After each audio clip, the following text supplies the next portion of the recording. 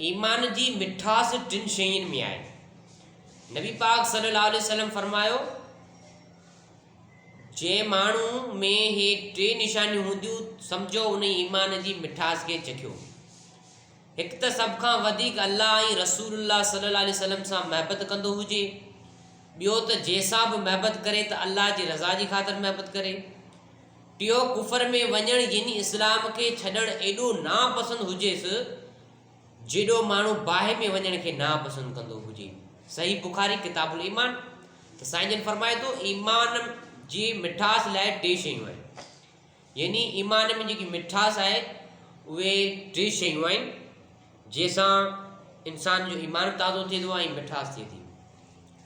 उन खां अलावा त मूं जेकी अॻु में तस्वीर अपलोड कई हुई कंहिं दोस्त जी, पंहिंजो जेको इनकार करे पियो त इस्लाम जे मज़हब खे आउं छॾियां थो। उहो माण्हू दोस्त नौजवान जेको माना वीडियो उन्हनि जा वायरल थिया आहिनि सोशल मीडिया ते, उहो चए पियो त आउं इस्लाम खे नथो मञां, पंहिंजो मज़हब खां भाॻी आहियां, ऐं पंहिंजो अलाह खे कोन थो मञां, न नुमाज़ खे थो मञां, मुल्हनि न नुमाज़ुनि जे ज़ोर कयो आहे। हाणे इहा पहिरीं ॻाल्हि त जवाबु ॾींदो लाइ हिनजो त नुमाज़ के मुले मौलवी जी न आहे, के आलिम जी के मुफ़्ती जी नुमाज़ कोन्हे। नुमाज़ हुन अलाह जो फ़र्ज़ु आहे। सो नुमाज़ जो इनकार न करणु खपे। नुमाज़ जो इनकार जे करे थो त उहो कुफर में शरीक थिए थो।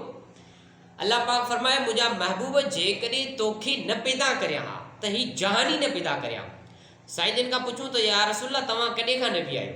साईं जन फरमायो कुन तो नबी आदम बैन रूह वल जसद, ऐं उन वक़्त खां बि नबी हो जॾहिं आदम जे अञा जिस्म में रूह न दाख़िल थियो। पोइ अॻियां साईं फरमायो त कुन तो नबी आदम बैनल माए वती, यानी उन वक़्त खां बि नबी हुयो जॾहिं आदम जो जिस्म अञा पाणी जे दरमियान में हुआ, तॾहिं खां वठी नबी हुओ। त अल्लाह फरमाए मुंहिंजा महबूब जेकॾहिं तोखे न पैदा करियां हा त ही जान ई न पैदा करियां। जेकॾहिं ही जान न पैदा थिया त अहिड़ा नौजवान जेके सोशल मीडिया ते अची करे घटि वधि ॻाल्हाइनि या माना ग़लति वीडियो अपलोड कनि, हज़ारे गैर मुस्लमान थींदा, हर ॾींहं ते गैर मुस्लमान थींदा पंहिंजी रज़ा ख़ुशी सां। कॾहिं बि इहो असां न ॿुधो आहे त को मुस्लमान ईमान वारो कलमे पढ़ण वारो को गैर मुस्लिम थी पोइ हिन जे चकर में या हिन जो कंहिं छोकिरी सां चकर आहे, पोइ उन जे ख़ातिर मिड़ी सोशल मीडिया ते वीडियो वायरल कई आहे त उन जो चकर ख़तमु थिए।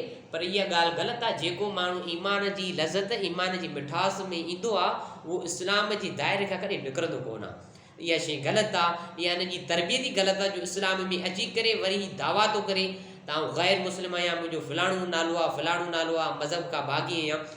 इंसानियत पहिरीं कोन्हे। इंसान तॾहिं बणिजे थो जॾहिं कलमो हुनखे नसीब थिए थो। ला इलाहा इल्लल्लाह मुहम्मद रसूलुल्लाह सल्लल्लाहु अलैहि वसल्लम जॾहिं कलमो पढ़े थो मुकम्मल तौर ते इंसान पोइ थो थियो। हर को इंसान जी दावा करे थो इंसान आहियां, पर मुकम्मल तौर ते कलमे खां बाद में इंसान थिए थो। ऐं जेको माण्हू इनकार करे थो ऐं उनखे इहे ई थो हिदायत करे, अल्लाह साईं हुनखे हिदायत ॾे त वापसि कलमो पढ़े ऐं पंहिंजे अबनि ॾाॾनि वारे तौर तरीक़े ते हले।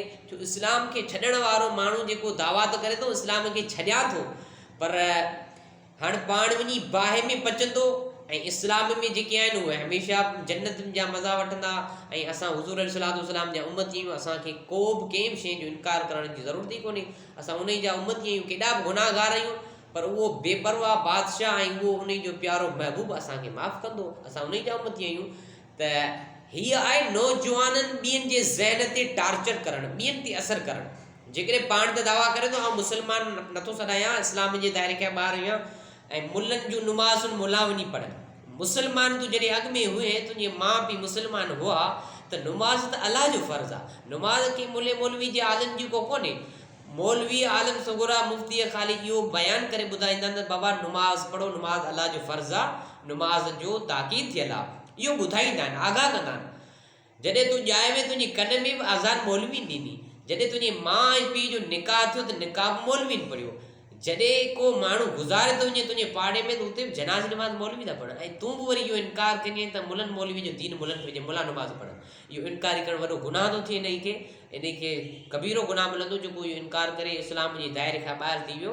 हीउ दिली तौर सां ईअं चवे थो, पर हुज़ूर अलैहिस्सलातु वस्सलाम जो उम्मती बणिजी करे जेको निकिरनि इहो सुवाल ई पैदा कोन्हे।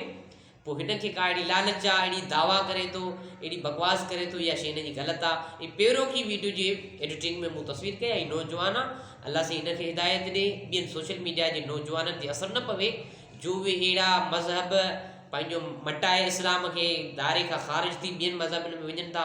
ज़ाहिर आहे ॿिए मज़हब में अचण खां बाद में इंसान खे साड़ियो वेंदो आहे, इंसान खे ॿिए तरह सां कयो वेंदो आहे सिस्टम।